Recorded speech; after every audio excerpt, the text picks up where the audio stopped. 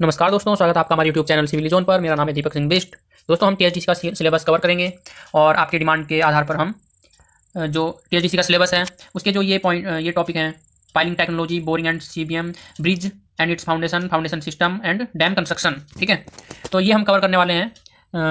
आपके कमेंट हमने पढ़े तो जैसे कि आपकी डिमांड है कि पहले इन टॉपिक्स को कराया जाए, ठीक है। तो हम पाइल टेक्नोलॉजी से स्टार्ट करते हैं दोस्तों। तो पाइल टेक्नोलॉजी हम काफ़ी इंटरेस्टिंग वे में पढ़ने वाले हैं और अंत तक बने रहिएगा।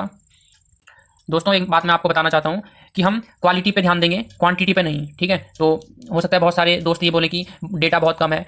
देखो, अगर कॉन्सेप्ट अच्छे हैं ना तो आप किसी भी क्वेश्चन को ईजिली सॉल्व कर दोगे, ठीक है। अगर कॉन्सेप्ट सही नहीं है, अच्छे नहीं है, तो कितना ईजी क्वेश्चन है और आपने डेटा बहुत ज़्यादा पढ़ रखा है तो उसका कोई मतलब नहीं बनता है, ठीक है। इसलिए हम क्वालिटी पे ध्यान देंगे, क्वांटिटी पे नहीं, ठीक है दोस्तों। तो शुरू करते हैं। तो पाइल टेक्नोलॉजी देखते हैं। सबसे पहले ये देखते हैं दोस्तों, टाइप ऑफ फाउंडेशन क्या होता है। टाइप ऑफ फाउंडेशन जो है इसे हम दो टाइप से क्लासीफाई करते हैं, एक सैलो फाउंडेशन और एक डीप फाउंडेशन, ठीक है। सैलो फाउंडेशन को हम कैटेगराइज करते हैं strip foundation, strap foundation, spread foundation, isolated foundation और combined foundation and raft foundation. तो ये फाउंडेशन सैलो फाउंडेशन में आते हैं, ठीक है। और डीप फाउंडेशन में आते हैं वेल फाउंडेशन, कैसन फाउंडेशन और पाइल फाउंडेशन। तो हम कैसे बताएंगे कि कोई सैलो फाउंडेशन है या डीप फाउंडेशन है। तो इसका सबसे इजी वे है, जो डेप्थ बाई विड्थ का जो रेशो होगा फाउंडेशन का, अगर वो मोर देन 1 है तो डीप फाउंडेशन होगा, ठीक है। डेप्थ विड्थ से ज़्यादा होगी तो डीप फाउंडेशन, कम होगी तो सैलो फाउंडेशन, ठीक। ये बोलता है कौन? रैंकाइन के अकॉर्डिंग ऐसा है। और अगर डेप्थ बाई विड्थ का रेशो मोर देन 2.5 हुआ है ना, यानी कि 2.5 गुना से ज़्यादा हुआ, तब डीप बोलेंगे। ऐसा किसने कहा? ये बोलते हैं स्किम्पटन, ठीक है। ये स्किम्पटन का क्या है? एजम्पशन है, ठीक। ये भी काफ़ी इंपॉर्टेंट है, एग्जाम में आ सकता है, तो याद रखना है आपने। तो इस बेस पे हम डीप फाउंडेशन या शैलो फाउंडेशन को कैटेगराइज करते हैं। तो शैलो फाउंडेशन देखते हैं हम। तो ये देख सकते हैं जैसे कि डायग्राम में दिखा रखा है,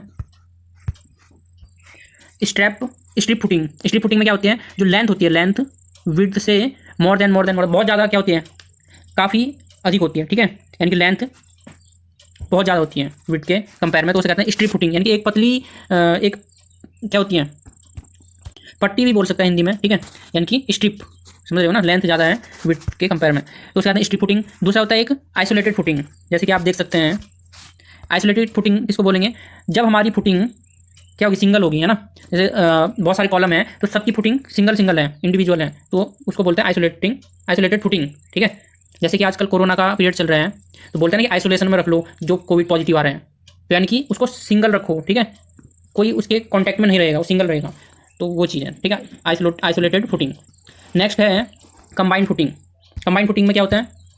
ये जो है जैसे कोरोना निगेटिव आ जाते हैं, है ना, कोविड निगेटिव आ जाता है तो सबके साथ रह सकता है तब तो उसको उसी तरह से हम बोल सकते हैं इसको कंबाइंड में रह रहा हो, यानी कि कंबाइंड फुटिंग, ठीक है। इसमें जितना भी लोड आएगा, ठीक, वो कंबाइंड आएगा, पूरी सबका जो है फुटिंग जो होगी क्या होगी? कॉमन होगी सबके लिए, है ना।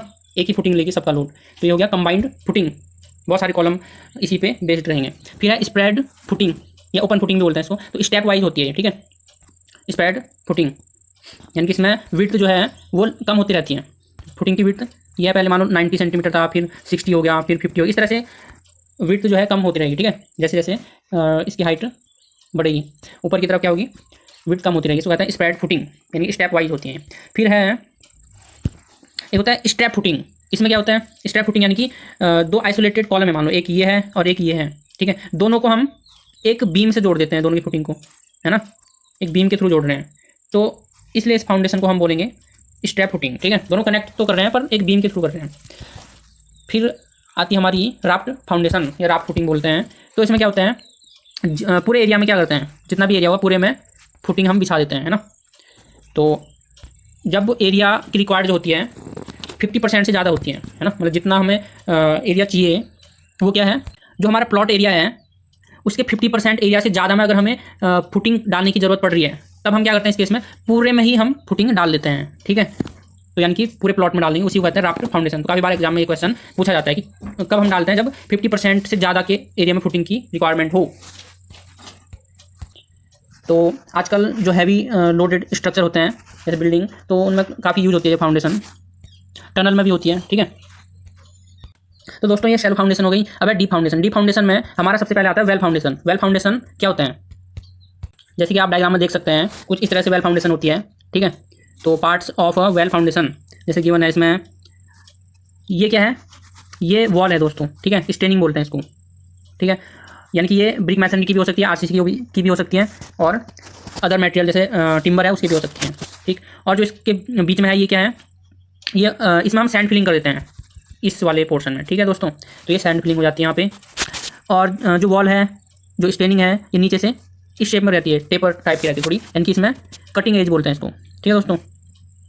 और बॉटम में पूरे में क्या होता है, कंक्रीट हम इसमें फिल कर देते हैं, ठीक है। और फिर एक कंक्रीट ऊपर, यानी कि जब इसकी कैप बनती है, ठीक है, वेल कैप बनती है, तो वहाँ पे हम कंक्रीटिंग करते हैं, यानी कि पूरा आरसीसी वर्क होता है। फिर उसके ऊपर जो है तब पियर बनते हैं दोस्तों, ठीक है। जैसे आपने ब्रिजेस में देखे ही होंगे, तो ब्रिज में काफ़ी यूज होता है वेल फाउंडेशन का। और आप देख सकते हैं वेल फाउंडेशन जो है, जो ताजमहल है, ठीक है, उसमें वेल फाउंडेशन ही क्या हुई है, यूज हुई है दोस्तों, ठीक है। और जो वेल फाउंडेशन है ये बिल्डिंग में भी कर सकते हैं, और मैक्सिमम टाइम हम ब्रिज फाउंडेशन में इसको यूज करते हैं दोस्तों, ठीक है। फिर नेक्स्ट आता है कैसन फाउंडेशन। तो कैसन फाउंडेशन का जो हम यूज करते हैं ये हाइड्रोलिक स्ट्रक्चर के लिए करते हैं। जैसे कि आप डायग्राम में देख सकते हैं ये वाटर बॉडी है, तो वहाँ पे हमें अगर फाउंडेशन तैयार करनी है, ठीक है, तो हम कैसन फाउंडेशन का यूज करेंगे, ठीक। तो डायग्राम में आप देख सकते हैं जैसे कहीं पे समुद्र है, ठीक है, या बहुत बड़ा जो क्या है वाटर बॉडी है, तो वहाँ पे जो है फाउंडेशन की रिक्वायरमेंट होती है, तो हम क्या करते हैं, कैसन फाउंडेशन का यूज करते हैं, ठीक है। इससे इजीली हमारा कंस्ट्रक्शन हो जाता है। और फिर आता है दोस्तों पाइल फाउंडेशन, ठीक है। तो जो हमारा चैप्टर है ये इसी पे बेस्ड रहेगा, ठीक। तो इसी को हम जो है कवर करने वाले हैं आज। तो पाइल फाउंडेशन क्या है, डीप फाउंडेशन के अंडर आती है। और जैसे कि डायग्राम में आप देख सकते हैं बहुत सारी आपको पाइल्स दिखाई पड़ रही हैं, ठीक है। तो ये बहुत सारी जो पाइल हैं इनको कंबाइन करने के लिए यहाँ पे क्या बनेगी, पूरे में यहाँ बनेगा कैप, ठीक है, यानी कि पाइल कैप जिसको बोल सकते हैं हम यहाँ पर। तो सारे कंबाइंड हो जाएंगे जितने भी पाइल्स हैं, ठीक है। यानी कि ऊपर से जो लोड आएगा पियर से वो पाइल कैप में आएगा, और पाइल कैप से सब में डिवाइड हो जाएगा, ऐसा होता है। तो सेक्शनल एलिवेशन आप देख सकते हैं पाइल फाउंडेशन का। तो जैसे कि इसमें दिखाया गया है, ये क्या है, ये पियर है, ऊपर से जो लोड आ रहा है पियर के थ्रू पाइल कैप पे आ रहा है, पाइल कैप से जितनी भी पाइल्स हैं उनमें डिवाइड होगा लोड, ठीक है। तो लोड कैरिंग कैपेसिटी इस वाली क्या है, लोअर है ना, इसकी मीडियम है। तो हमने जो लोड है उसको कहाँ पे ट्रांसफर करना है, हार्ड मीडियम में, हाई डेंसिटी होगी यहाँ पे, ठीक है। तो यानी कि पाइल फाउंडेशन क्या है, pile foundation is a type of deep foundation which transfer the structural load at desired depth either by and bearing and skin friction, ठीक है। एंड बियरिंग से या स्किन फ्रिक्शन से किसी से भी हम क्या कर सकते हैं, लोड को ट्रांसफर कर सकते हैं सब स्टार्टर में, है ना। तो उसी फाउंडेशन को क्या बोलेंगे, पाइल फाउंडेशन बोलेंगे। नेसेसिटी ऑफ पाइल फाउंडेशन, क्यों जरूरत पड़ती है हमें पाइल फाउंडेशन की, तो कुछ रीजन होंगे ना, तो आप पढ़ सकते हैं, नोट कर लीजिएगा आप। सॉइल इज कंप्रेसिबल, है ना, water locked and made up type है, यानी कि कंप्रेसिव सॉइल है, यानी कि एकदम से क्या हो जाती है वो उसमें बैठा हुआ जाता है, यानी कि दब जाती है, ठीक है, उसके कहते हैं कंप्रेसिबल सॉइल। वाटर लॉक्ड है, पानी बहुत ज़्यादा वहाँ पे रहता है, दलदली टाइप की है, मेड अप टाइप, है ना। तो इसलिए हमें डीप में लोड ट्रांसफर करने की जरूरत पड़ती है, डीप जो सॉइल होगी, है ना, जहाँ पर हार्ड स्टार्ट होगा, लोड बेयरिंग कैपेसिटी अच्छी होगी, तो इसलिए पाइल की जरूरत पड़ती है, पाइल फाउंडेशन की। दूसरा कारण क्या है, दूसरा कारण है low load bearing capacity of soil, जैसे ब्लैक कॉटन सॉइल होती है, ठीक है, तो वहाँ पे पाइल फाउंडेशन की जरूरत पड़ती है। फिर है हाईली लोडेड स्ट्रक्चर अगर है, जैसे हाई राइज बिल्डिंग है, तब भी हमें पाइल फाउंडेशन की आवश्यकता पड़ती है to resist horizontal and uplift pressure. तो जहाँ पे वाटर टेबल काफ़ी ऊपर है तो अपलिफ्ट प्रेशर आते हैं वहाँ पे, ठीक है। कुछ जगहों पे हॉरिजॉन्टल फोर्स भी आ सकते हैं, ठीक, उसके लिए भी हमें क्या किसकी जरूरत पड़ेगी, पाइल फाउंडेशन की, ठीक है। रेजिस्ट अर्थक्वेक फोर्स आता है, ये क्या एक हॉरिजॉन्टल फोर्स है ना, तो उसको रेजिस्ट करने के लिए क्या होगा, हम पाइल फाउंडेशन यूज करेंगे, ठीक है। टू प्रिवेंट अनइक्वल सेटलमेंट, तो कई बार क्या होता है, मान लो ये हमारी फुटिंग है, तो ऐसा हो जाता है कई बार कि इस पोर्शन में सेटलमेंट ज़्यादा हो गया, यहाँ पे थोड़ा कम हुआ, ठीक है, यानी इसको कहते हैं अनइक्वल सेटलमेंट। तो ऐसा ना हो इसलिए हम पाइल फाउंडेशन का यूज करेंगे, ठीक है। तो ऐसा इसलिए होता है क्योंकि शैलो फाउंडेशन होगी तो वहाँ पे सेटलमेंट होने के बहुत ज़्यादा चांस रहते हैं। फिर है क्लासिफिकेशन ऑफ पाइल फाउंडेशन। तो पाइल फाउंडेशन को हम क्लासीफाई करेंगे बेस्ड ऑन देयर फंक्शन, यानी कि किस तरह से वो वर्क कर रहे हैं। तो friction pile, and bearing pile, या बहुत दोनों हो सकते हैं, फ्रिक्शन एंड बियरिंग। जैसे कि आप डायग्राम में देख सकते हैं, इसमें जो लोड ट्रांसफर हो रहा है वो किस तरह से हो रहा है, ये हो रहा है स्किन फ्रिक्शन के कारण, यानी कि लोड को रेजिस्ट कौन कर रहा है, स्किन फ्रिक्शन। यानी कि जो ये पाइल है, पाइल के सराउंडिंग जो सॉइल है, ठीक है, पाइल पे लोड नीचे को आ रहे हैं, है ना, नीचे को लोड आ रहे हैं, तो सॉइल इस पे ऊपर को रेजिस्टेंस लगा रही है। जितना भी इसका सरफेस एरिया होगा पूरे पे क्या होगा, सॉइल कांटेक्ट में होगी, तो उसको ऊपर की ओर क्या करेगी, इसका रेजिस्टेंस होगा। ठीक है, तो यानी कि इसमें स्किन फ्रिक्शन हो रहा है ना, तो इस पाइल को बोलेंगे हम स्किन फ्रिक्शन पाइल। ठीक है, जैसे कि आप ये हम सेक्शनल एलिवेशन देख सकते हैं, इस डायग्राम में, तो इसमें क्या हो रहा है, जैसे फर्स्ट डायग्राम आप देख सकते हैं, ठीक है, तो इसमें क्या हो रहा है कि जो लोड आ रहा है ऊपर से, पाइल कैप आया, इससे पाइल पे आया, ठीक है, सॉयल की स्ट्रेंथ कम है, लो बियरिंग कैपेसिटी है ना सैलो पे, और यहाँ पे है मीडियम, और यहाँ पे मिला हमें हार्ड स्ट्राटा, तो हमने लोड को हार्ड स्ट्राटा पे क्या कर दिया, ट्रांसफर कर दिया पाइल के थ्रू। ठीक है, तो इसको कहते हैं एंड बियरिंग पाइल, यानी कि जो लोड है इसके एंड से ट्रांसफर हुआ है ना, जो एंड पॉइंट है वहाँ से हुआ है, तो एंड बियरिंग पाइल। फिर दूसरा जो डायग्राम है ये वाला, इसमें क्या हो रहा है, इसमें हार्ड स्टार्टर तक नहीं पहुँचे ना, मीडियम स्टार्टर तक ही है पाइल, लेकिन लोड तो रेजिस्ट हो रहा है ना, किसके थ्रू हो रहा है, जो इसके सराउंडिंग में सॉयल है, यानी कि वो रेजिस्टेंस इसमें अप्लाई कर रही है। ठीक है, तो यह है स्किन फ्रिक्शन पाइल। अब तीसरा डायग्राम आप देख सकते हैं, इसमें soil and bearing pile, and bearing जो है इसमें, यानी कि लोड को हार्ड स्टार्टर में भी ट्रांसफर कर दिया है ना, और स्किन फ्रिक्शन भी इसमें जनरेट हो रहा है, तो दोनों हो रहे हैं इसमें, तो इसको कहेंगे बॉथ, यानी कि and bearing and skin friction pile. ठीक है, तो तीनों टाइप से पाइल हमारी हो सकती है। दूसरा क्लासिफिकेशन है बेस्ड ऑन देयर यूज, तो इसका यूज कहाँ पर हो रहा है, जैसे कॉम्पैक्शन पाइल हो गई, बेटर पाइल हो गई, है ना, फेंडर पाइल हो गई, और एक और होती है शीट पाइल हो गई। तो कॉम्पैक्शन पाइल जो है हमारी, इसका यूज कहाँ करते हैं हम, जब हमारी सॉइल क्या होती है, ग्रेनुलर होती है ना, तो वहाँ पे लोड कैरिंग कैपेसिटी हमने इंक्रीज करनी होती है सॉइल की, तब हम जो पाइल यूज करेंगे, ठीक, तो उसकी वजह से क्या होगा, इसकी लोड कैरिंग कैपेसिटी इंक्रीज होगी, है ना, तो यानी कि जो इसके पार्टिकल्स हैं वो कॉम्पैक्ट हो जाएंगे इस पाइल से, तो इसको कहते हैं कॉम्पैक्शन पाइल। फिर नेक्स्ट है बेटर पाइल, तो बेटर पाइल को हम तब यूज करते हैं जब इंक्लाइंड फोर्स या हॉरिजॉन्टल फोर्स को रेस्ट करने की जरूरत हो। मान लो ये कोई स्ट्रक्चर है, ठीक है, और ये मान लो ऐसे रोटेट हो सकता है, तो इधर से हम इंक्लाइन पाइल हम इसमें यूज कर सकते हैं ना, यानी कि इंक्लाइनेशन फोर्स को क्या कर रहे हैं, रेजिस्ट कर रहे हैं। और कुछ जगहों पे हमें हॉरिजॉन्टल पाइल की भी जरूरत पड़ती है, तो इसको बोलते हैं हम बेटर पाइल। ठीक है, तो कई बार एग्जाम में ये पूछा भी गया है, तो आप इसको नोट कर लीजिएगा। नेक्स्ट है फेंडर पाइल, तो इसका यूज भी किसके लिए करते हैं हम, प्रोटेक्शन के लिए करते हैं, जो हमारे हाइड्रोलिक स्ट्रक्चर होते हैं उसमें। ठीक है, तो प्रोटेक्ट द कॉन्क्रीट डेक, तो उसमें ज़रूरत पड़ती है इसकी। नेक्स्ट है हमारा शीट पाइल, तो sheet pile impervious cut off के की तरह वर्क करती है, यानी कि जैसे हमारा कोई हाइड्रोलिक स्ट्रक्चर है, ठीक है, मान लो कोई डैम है या कुछ भी क्या हो सकता है, हाइड्रोलिक स्ट्रक्चर हो सकता है, तो उसमें सीपेज की पॉसिबिलिटी मान लो, ठीक है, या पाइपिंग हो सकता है, इधर से अप स्ट्रीम से डाउन स्ट्रीम में हो सकता है वाटर सीपेज हो, तो वहाँ पे कट ऑफ की जरूरत पड़ती है हमें, है ना, एक इम्परवियस कट ऑफ चाहिए, तो उसके लिए हम शीट पाइल का यूज करते हैं। ठीक, एक तो ये क्या करता है, सीपेज को रोकता है, और अपलिफ्ट प्रेशर को भी ये रोकेगा। ठीक है, तो वहाँ पे हम शीट पाइल की, हमें शीट पाइल की जरूरत पड़ती है।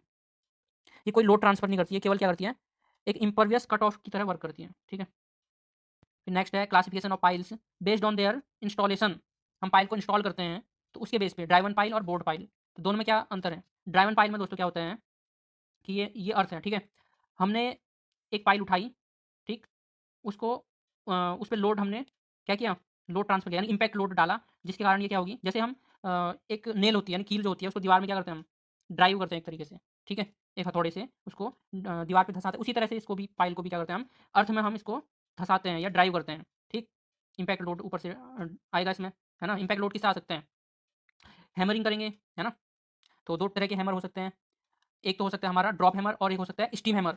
ठीक, स्टीम हैमर भी दो तरह से हो सकते हैं, एक सिंगल स्टीम, एक डबल स्टीम हैमर, तो ये ड्राइवन पाइल हो गई। ठीक है, दूसरा है बोर्ड पाइल। बोर्ड पाइल क्या होता है दोस्तों, सबसे पहले हमने ये अर्थ है यहाँ पे क्या किया, सबसे पहले हमने यहाँ पे बोरिंग कर दी, यानी कि एक होल बना दिया। ठीक है, होल बना दिया, तो अब हम क्या कर सकते हैं इसमें, हम प्रीकास्ट पाइल लाएंगे, है ना, या तो कास्टिंग सीटू भी हो सकती है, यानी कि अब हमने इसमें कास्टिंग कर दी, रेनफोर्समेंट डाला और कास्टिंग कर दी साइड पे, तो उसको कहते हैं कास्ट इन सीटू बोलते हैं इसको। ठीक है, इस पाइल को। या दूसरा तरीका क्या है बोर्ड पाइल का, होल कर दिया, ठीक है, ये अर्थ है यहाँ पे होल कर दिया, और अब हम प्रीकास्ट पाइल लाएंगे, है ना, तो प्रीकास्ट पाइल को हम इसमें क्या करेंगे, इसमें हम इसको प्रोवाइड कर देंगे। ठीक है, तो इसको तो ये भी क्या है, बोर्ड पाइल है। Classification based on their material, तो कंक्रीट पाइल हो सकती है, स्टील पाइल हो सकती है, टिम्बर पाइल हो सकती है, और कंपोजिट पाइल हो सकती है, यानी कि दो मटेरियल को मिला के हम बना सकते हैं पाइल। ठीक है दोस्तों, और क्लासिफिकेशन ऑन देयर स्पेशलिटी, जैसे टेपर पाइल हो सकती है दोस्तों, है ना, यानी कि कुछ इस तरीके से डाया जो है वेरी कर सकते हैं, उसको बोलते हैं टेपर पाइल। ठीक। दूसरा अंडर रिम्ड पाइल हो सकती है। अंडर रिम्ड पाइल देखो कैसे होती है। तो जैसे कि आप देख सकते हैं, ये आपको अंडर रिम्ड पाइल दिखाई पड़ रही है, ठीक है। ये ये क्या स्ट्रक्चरल लोड है, ठीक, कोई बिल्डिंग हो सकती है, और ये पाइल्स दे रखे हैं। तो लेकिन जो सॉयल है वो कौन सी है, ब्लैक कॉटन सॉयल है ना। यहाँ पे जो सॉयल है ब्लैक कॉटन सॉयल है, यानी कितने भी डीप में चले जाओ वो ब्लैक कॉटन सॉयल ही है, यानी हार्ड स्टार्टर कहीं नहीं है। तो इस कंडीशन में हम क्या करते हैं, अंडर रिम्ड पाइल का यूज करते हैं। इसमें क्या होता है, ये बल्ब का शेप होता है इसमें, ठीक है, बीच बीच में हम पाइल में बल्ब का शेप देते हैं। जैसे एक बल्ब का शेप है तो सिंगल अंडर रिम्ड पाइल बोलेंगे, दो शेप हैं तो डबल हो गया, और तीन शेप हैं या उससे ज़्यादा हैं, ठीक है, दो से अगर ज़्यादा हैं तो multi bulb under rimmed pile इसको बोलेंगे, ठीक है दोस्तों।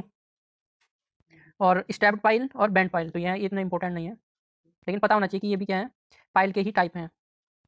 अब पढ़ते हैं हम ultimate load carrying capacity of pile, यानी कि जो पाइल है उसकी कितना लोड वो कैरी कर सकते हैं, ठीक है, मैक्सिमम कितना लोड वो कैरी कर सकते हैं। अगर उससे ज़्यादा लोड उस पर पड़ता है तो वो क्या हो जाएगा, फेल हो जाएगा, ठीक है। तो यानी कि उसको बोलते हैं ultimate load carrying capacity of pile. तो हमारी पाइल बहुत वाली है, जैसे एंड बियरिंग भी है और फ्रिक्शन पाइल भी है, ठीक है। तो ई से हम एंड बियरिंग और एफ से फ्रिक्शन पाइल, एफ से डिनोट कर रहे हैं। तो अल्टीमेट लोड जो है पाइल की क्या है, मान लो ये पाइल है, ठीक। तो हार्ड स्टार्टर में हमने इसको ट्रांसफर कर दिया और इस पर फ्रिक्शन रेजिस्टेंस भी लग रहे हैं, दोनों आ रहे हैं। तो जो अल्टीमेट लोड होगी दोनों के कारण होगी, यानी कि Q E plus Q F, है ना, एंड और फ्रिक्शन दोनों का रेजिस्टेंस इसमें आएगा, ठीक है दोस्तों। तो यह है अल्टीमेट लोड कैरिंग कैपेसिटी। और एक होती है अलाउएबल लोड कैरिंग कैपेसिटी, ठीक है, यानी कि हम कितना उसमें अलाउ कर सकते हैं। तो ये आएगा हमारा ultimate load Q U divide by factor of safety कर देंगे, फैक्टर ऑफ सेफ्टी से डिवाइड कर देंगे, है ना। यानी अल्टीमेट तो चलो ठीक है कि मैक्सिमम इतना लोड ये कैरी कर सकते हैं, लेकिन हम उतना अलाउ नहीं कर रहे हैं ना। मान लो फ्यूचर में अगर जो हम अलाउ कर रहे हैं उससे ज़्यादा हो भी गया तो तब भी कोई नुकसान नहीं है, इसलिए हम क्या करेंगे, उसकी स्ट्रेंथ को कम ही मानेंगे, ठीक है। तो इंजीनियरिंग में हम फैक्टर ऑफ सेफ्टी का बहुत यूज़ करते हैं। तो यहाँ पे आप इसको नोट कर लीजिएगा, फैक्टर ऑफ सेफ्टी अलाउबल के लिए कितना रखते हैं हम, इसके लिए रखते हैं दोस्तों 6, ठीक है। तो 6 से इसको डिवाइड कर देंगे। और सेफ कैरिंग कैपेसिटी, इसको हमने क्यू एस से डिनोट किया है, सेफ कैरिंग कैपेसिटी को, ठीक है। तो क्यू अल्टीमेट डिवाइड बाई इसमें फैक्टर ऑफ सेफ्टी से डिवाइड किया, तो factor of safety safe carrying capacity के लिए 2.5 रख दिया हमने, है ना। यानी कि अगर इसका मतलब यह कि अगर इतना लोड आता है तो ये सेफ है, ठीक। लेकिन अलाउबल के लिए 6 से डिवाइड करना है, यानी इसको और कम माना हमने। फिर है दोस्तों, तो हम इन पे बेस्ड क्वेश्चन भी करेंगे नेक्स्ट वीडियो में, ठीक है। आज इसका थ्योरी पार्ट हम कवर करेंगे, नेक्स्ट वीडियो में मैक्सिमम क्वेश्चन जो इससे बन सकते हैं वो सब हम करेंगे दोस्तों। फिर नेक्स्ट है methods to calculate pile load carrying capacity, यानी कि जो पाइल है उसकी लोड कैरिंग कैपेसिटी को फाइंड करने के लिए कौन कौन से मेथड यूज़ करते हैं। स्टैटिक मेथड या एनालिटिक मेथड भी बोलते हैं, इसको कर सकते हैं, ठीक। डायनेमिक मेथड यूज़ कर सकते हैं और फील्ड मेथड। और ये ध्यान रखना, स्टैटिक मेथड जो है, सॉरी, स्टैटिक मेथड जो है ये क्ले के लिए सूटेबल होती है, ठीक है। डायनेमिक मेथड सैंड के लिए होती है, ये ध्यान रखना आपने। तो स्टैटिक मेथड को हम देखते हैं, यह है दोस्तों स्टैटिक मेथड या एनालिटिक मेथड भी इसको बोलते हैं। इसमें क्या होता है, एक जनरल फार्मूला, जैसे कि अभी हमने ऊपर पढ़ा, क्यू अल्टीमेट यानी कि एंड बियरिंग जो कैपेसिटी होगी प्लस फ्रिक्शनल जो कैपेसिटी होगी उसकी लोड को बियर करने की, तो दोनों के सम के बराबर होगा ना ये अल्टीमेट लोड कैरिंग कैपेसिटी। तो ये फार्मूला हमने इसमें लगाना है, ठीक है। तो ये सिंपल है। फिर नेक्स्ट है डायनेमिक मेथड। डायनेमिक मेथड दोस्तों ये हम सैंड के लिए यूज़ करते हैं, ठीक। स्टैटिक मेथड हम क्ले के लिए, क्वेश्चन आता है पेपर में तो इसलिए नोट कर लीजिएगा। डायनेमिक मेथड हम यूज़ करते हैं किसके लिए, सैंड के लिए करते हैं, ठीक है, सैंड की कंडीशन में। तो इसमें इंजीनियर्स न्यूज़ फार्मूला ENR ये काफ़ी यूज होता है, ठीक। इसका फार्मूला इंपॉर्टेंट है ENR। तो इंजीनियर्स न्यूज़ फार्मूला इसको बोलते हैं। तो Q ultimate determined by dynamic action of the hammer. तो हैमर हम यूज़ करते हैं, तो हैमर मैंने आपको अभी बताया था कि ड्रॉप हैमर भी हो सकता है और स्टीम हैमर भी हो सकता है, ठीक है। स्टीम भी दो तरह के होते हैं, सिंगल स्टीम और डबल स्टीम। तो यहाँ बात करते हैं हम ड्रॉप हैमर की, है ना। या तो ड्रॉप हैमर हो चाहे सिंगल स्टीम हैमर हो, दोनों के लिए एक ही formula, Q ultimate equal to कितना, W/H divide by S plus है दोस्तों, एस प्लस सी, यानी कि WH/S+C, ये है फॉर्मूला, ठीक है, क्यू अल्टीमेट निकालने के लिए। तो क्यू अल्टीमेट अगर निकल गया तो आप सेफ्टी, है ना, क्यू एस भी निकाल सकते हो और क्यू ए भी निकाल सकते हो, है ना, फैक्टर ऑफ सेफ्टी से डिवाइड करके। तो ये ड्रॉप हैमर या सिंगल स्टीम हैमर के लिए है। और जो दूसरा फार्मूला है दोस्तों ये किसके लिए है, डबल स्टीम हैमर के लिए है। क्या है फार्मूला, W+AP कर देना इसमें, W पहले वाले में क्या था, W/S+C इंटू एच तो था उसमें भी, ठीक है, यहाँ भी सेम है, बस इसमें W+AP कर देना है, ठीक। AP ऐड हो जाएगा इसमें, ठीक है दोस्तों। तो ये चीज़ है। और जहाँ पे W हमारा क्या है, लोड है, H हाइट ऑफ फॉल है, यानी कि जो हैमर है उसको कितने हाइट से हम फॉल कर रहे हैं। एस जो है सेट यानी पेनिट्रेशन पर ब्लॉज ऑफ हैमर इन सेंटीमीटर में लेना, यानी कि ये हमारी पाइल है, ठीक है, इस पे हमने एक बार हैमर से क्या किया, एक ब्लो मारा, यानी कि एक बार इम्पैक्ट किया, तो कितना सेंटीमीटर ये पेनिट्रेट हुआ, वो है ये एस, ठीक है। सी क्या कांस्टेंट है।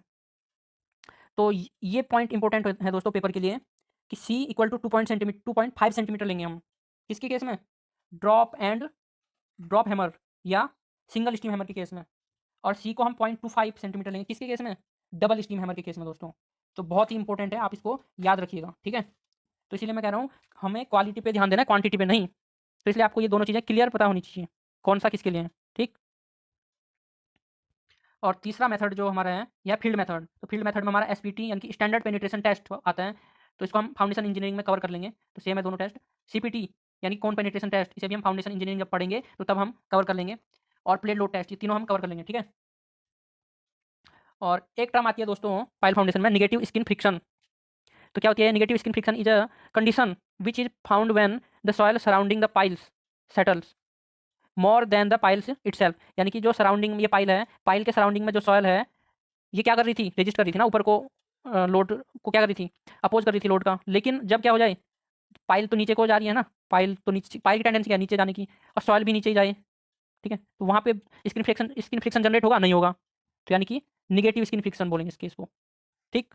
इसमें पाइल भी नीचे को जाने की कोशिश कर रही है और सॉइल भी जो उसके सराउंडिंग में है, यानी कि soil surrounding the pile settles more than pile itself, यानी पाइल जो है उससे भी ज़्यादा इसमें क्या हो रहे हैं, सेटलमेंट हो रहे हैं। तो यहाँ पे निगेटिव स्किन फ्रिक्शन होगा, ठीक।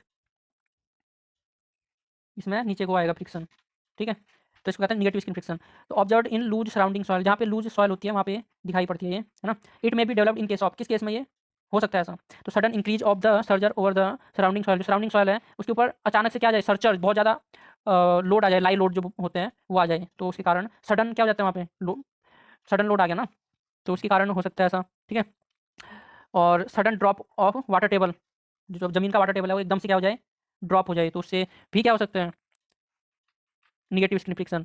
Dynamic action of the earth, यानी कि अर्थक्वेक अगर आ जाती है तो उसके कारण भी निगेटिव स्किन फ्रिक्शन जनरेट हो सकता है, ठीक है। फिर है दोस्तों ग्रुप एक्शन ऑफ पाइल, जो पाइल है, ठीक, उसका जो ग्रुप एक्शन है यानी ग्रुप में वो वर्क करेगा, उसकी कंडीशन है दोस्तों। तो the depth of stress zone when pile acting in group found large then the pile acting individually, यानी कि पाइल सिंगल है, इंडिविजुअल है ना, तो उसके कंपेयर में जो उसका पाइल ग्रुप का स्ट्रेस जोन होता है वो बहुत ज़्यादा होता है, यानी जो लोड ट्रांसफर होता है वो बहुत बड़े एरिया में हो जाता है, स्ट्रेस जनरेट होता है, यानी रेजिस्टेंस लगता है वहाँ पे, तो बहुत बड़े एरिया में लगता है, जिससे लोड कैरिंग कैपेसिटी बढ़ जाती है, ठीक है। इसलिए ग्रुप में अगर हम पाइल यूज़ करते हैं तो बहुत बढ़िया रहता है, ठीक है दोस्तों। तो जैसे कि आप डायग्राम में देख सकते हैं, तो ये ग्रुप में है पाइल, है ना, तो इसमें क्या हो रहा है, अगर सिंगल जो पाइल है इसका जो स्ट्रेस जोन देख सकते हैं आप, बहुत कम जोन में है, लेकिन ग्रुप में जो स्ट्रेस जोन है देख सकते हैं आप कितने बड़े जोन में स्ट्रेस जो है वो डिवाइड हो रहे हैं, है ना, तो इसलिए इसकी कैपेसिटी क्या हो जाती है, बढ़ जाती है। दूसरा increase surface area of pile, जब बहुत ज़्यादा नंबर बढ़ जाएंगे पाइल के, ठीक है, तो सरफेस एरिया बढ़ेगा, ज़्यादा सॉइल के कॉन्टैक्ट में आएगी पाइल, तो फ्रिक्शन रेजिस्टेंस ऑटोमेटिकली बढ़ जाएगा। Next increase load bearing capacity, तो लोड कैरिंग कैपेसिटी तो फिर बढ़नी है ना। Large number of piles are required, तो ग्रुप एक्शन में लार्ज नंबर ऑफ पाइल्स हमें रिक्वायर्ड होते हैं, ठीक है। जनरल एजम्पशन जो है इसकी क्या है, मिनिमम पाइल जो है ग्रुप में अगर हमारी पाइल्स हैं तो मिनिमम नंबर ऑफ पाइल्स 3, ठीक है, क्वेश्चन बनता है, याद रखना है, minimum number 3। Centre to centre spacing of pile 2.5 से 3D, ठीक है, डी यानी कि पाइल का डाया है, तो इसके 2.5 से 3 गुना, किसके लिए, अगर एंड बियरिंग पाइल है तब, अगर फ्रिक्शन पाइल है तो 3 से 4 गुना, और ऐसा भी बोल सकते हैं अगर इसने बियरिंग एंड बियरिंग पाइल या फ्रिक्शन पाइल नहीं दिया, सीधे पाइल दिया तो 2.5 से 4D, ठीक है। तो बहुत इंपॉर्टेंट है दोस्तों, याद रखिए इसको, है ना। तो फ्रिक्शन पाइल के लिए 3D से 4D या 100 centimetre, which ever is maximum, जो भी ज़्यादा होगा उससे कम नहीं होना चाहिए स्पेसिंग, ठीक है। तो ये ध्यान रखना आपने।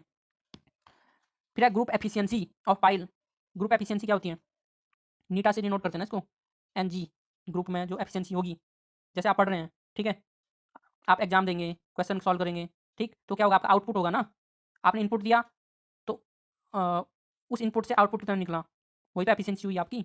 तो वही चीज़ है दोस्तों, क्यू अल्टीमेट ग्रुप में QUG है ना, तो ग्रुप में जो अल्टीमेट है divide by N into Q U individually, यानी कि इंडिविजुअल में जो पाइल है इंटू एन, जितने भी टोटल पाइल हैं, है ना, मान लो ये है 1 2 3 4, इस तरह से बहुत सारे पाइल हैं, तो उसका जो एक एक पाइल का जो अल्टीमेट लोड होगा इंटू एन करेंगे तो टोटल का आ जाएगा, ठीक, इंडिविजुअल का जो सम होगा मतलब उसके कंपैरिजन में है ना, n into individual pile, Q individual है ना, जी इंडिविजुअल।